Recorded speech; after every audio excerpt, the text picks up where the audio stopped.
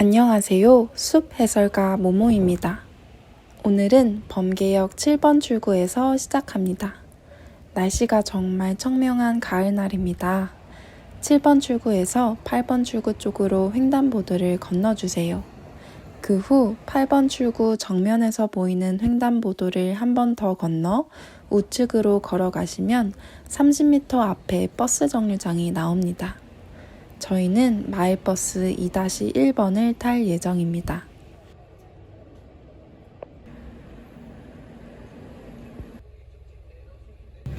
안양예술공원 종점 갈매산 기도원 입구에서 내려주세요.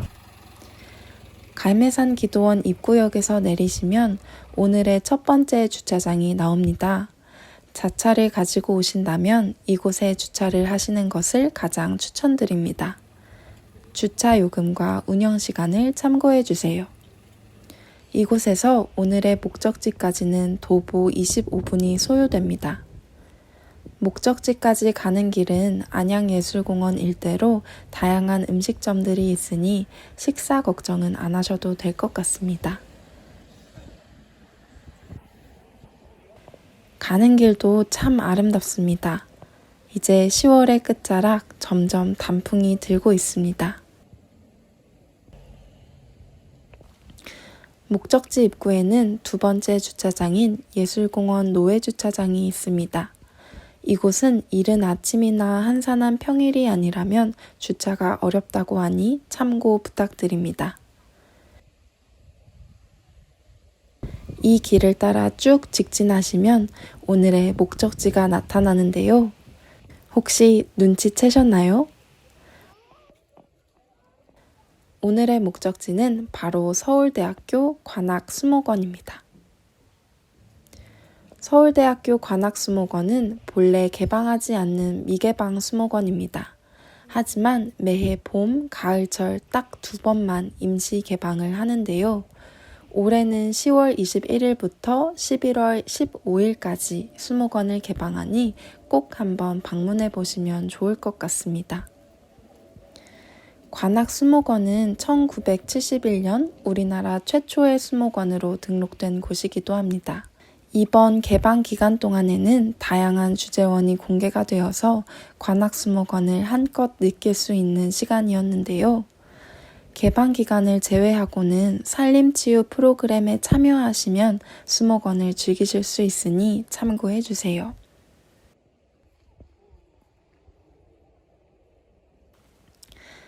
제가 첫 번째로 걸어본 길은 바로 진달래길입니다. 봄철에 얼마나 아름다울지 상상을 하며 걸어가는 재미가 있었는데요. 길을 걷다가 정말 놀라웠던 것은 2m가 넘는 큰 키의 회양목들이 많이 있었다는 점입니다.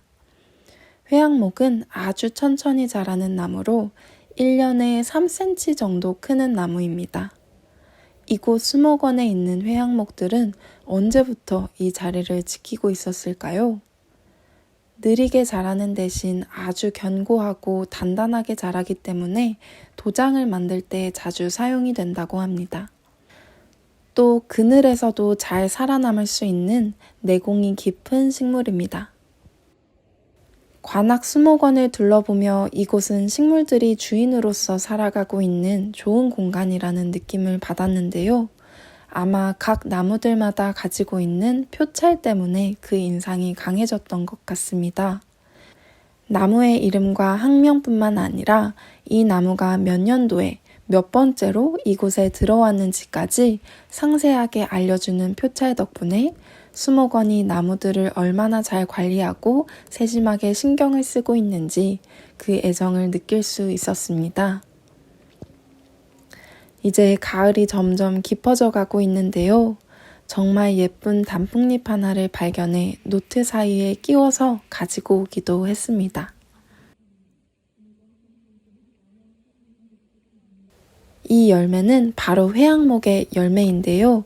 마치 3마리의 부엉이가 붙어있는 모양 같지 않으신가요? 두 번째로 진달래길에서 이어지는 소잔디원으로 가보았습니다. 이곳에서는 아이들이 뛰어놀 수 있는 충분한 공간의 잔디밭과 생명의 나무라고 이름 지어진 아급의 나무 한 그루가 있었는데요. 이 아급의 나무는 1977년 대홍수로 떠내려온 7년생 가지 하나가 이곳에 뿌리를 내려 털을 잡고 살아가고 있는 나무라고 합니다. 식물들은 자신의 일부만을 가지고도 다시 완전한 독립된 개체를 만들 수 있는 아주 특별한 능력을 가지고 있습니다. 생명의 나무라는 이름이 정말 와닿는 순간이었습니다. 가는 길목에는 산국이 한창입니다. 국화꽃들의 향기는 언제 맡아도 너무너무 향기롭습니다. 이번에 공개되지 않은 남부식물 온실 앞 바로 옆에는 수생식물원이 자리하고 있습니다. 연못에서는 부들들이 자라고 있었는데요. 소세지처럼 생긴 열매를 압력으로 터뜨리면 수만 개의 씨앗이 바람에 날아갑니다. 다음번에 꼭꼭 소개해드리겠습니다. 제가 처음 보는 열매도 만났습니다. 바로 호장근의 열매라고 하는데요. 멀리서 보면 하얗게 핀 작은 꽃송이들처럼 보이더라고요. 수생식물원에서 다시 중앙로를 가로질러 교재원으로 가봅니다. 당근, 딸기, 블루베리, 민트, 요즘 탄소 중립 소재 식물로 주목을 받고 있는 캐니어프까지 아이들과 함께 만지고 먹어보면서 느낄 수 있는 식물들이 정말 많습니다. 작은 땅을 가꾸는 기쁨을 함께 나누고 싶어지네요. 숲근초원에는 구절초가 한창입니다. 풀들은 1년만 살다 사라지는 친구들도 있지만 지상부는 사라져도 뿌리는 굳건히 지켜 그 다음에도 꽃을 피우는 풀들도 있습니다. 그런 풀들을 바로 숲근초라고 부르는데요. 가을을 더욱 아름다운 계절로 느끼게 만들어주는 구절초 군락입니다. 제가 이곳을 방문한 시기는 딱 침엽수들이 털갈이를 하는 시기였습니다. 동물도 아닌데 털갈이를 하나? 의아해 하시는 분들도 계실 텐데요. 상록수라고 알고 있는 소나무나 다른 침엽수들도 잎을 매년 바꾸어 줍니다. 지금은 오래 묵은 잎을 떼어내는 시기였는데요.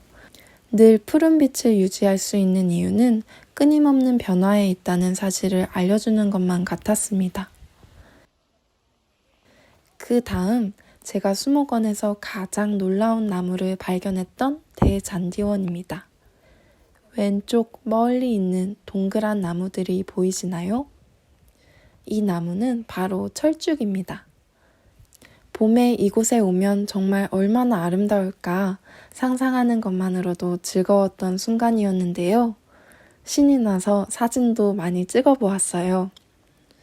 봄철 산에서 진달래보다 조금 더 연하고 고운 빛깔의 분홍빛 꽃을 만나신다면 바로 철쭉꽃입니다.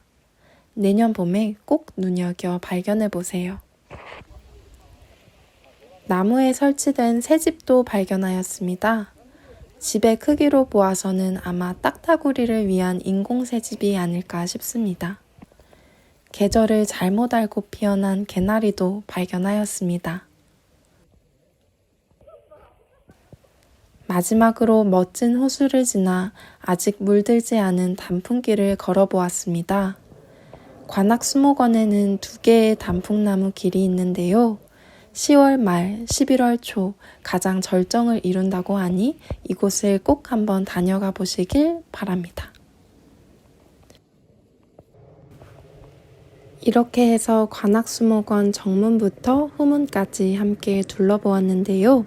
제가 소개해드리지 못한 다른 공간들도 숨어 있으니 나무들이 아름답고 멋지게 자라고 있는 이곳에 이번 개방 기간 동안 꼭 한번 방문해 보시길 추천드리겠습니다.